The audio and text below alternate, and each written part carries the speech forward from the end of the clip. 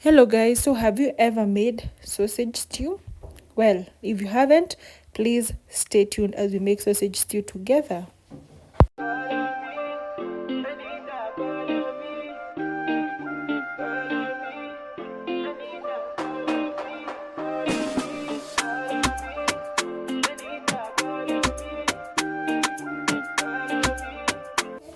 So the first step is first prepping our ingredients. Here we have our red onions, and now you have to ensure that you chop your red onions. You can, but if even if you have white onions, you can still substitute your red onions to white onions. And then we also have one tomato, and guys, I've listed down below the ingredients on the description box. Kindly check them out.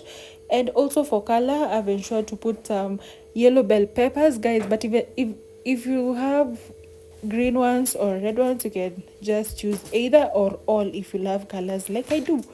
So that is me chopping up the yellow capsicum, and also I used the partially green and also red bell peppers. Okay, and I ensure that the bell peppers are in the shape are in the same shape, because of, they're going to really look nice.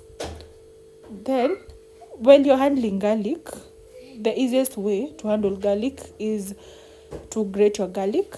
So I grated 3 cloves of garlic, and now I have 3 sausages.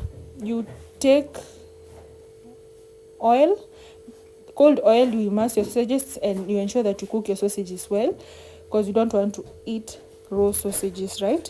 Yes. So after your sausages have cooked until they are golden brown like so, you now take them and you can cut them in any shape that pleases you. If you love shape, heart shape, star shape, whatever. So this is me cutting the sausages. And now after you're done with that, you just take a cooking pot, you put some amount of cooking oil, and then now you start frying your onions. So ensure that you always caramelize your onions if you want to have the best taste ever.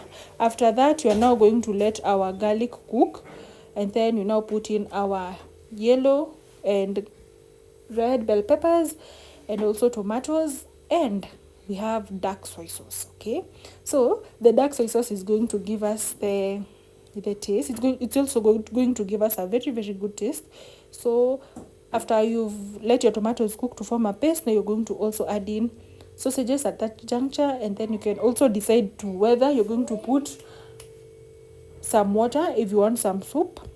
If you don't want, then you can just let your sausages to cook with just the wetness from the tomatoes.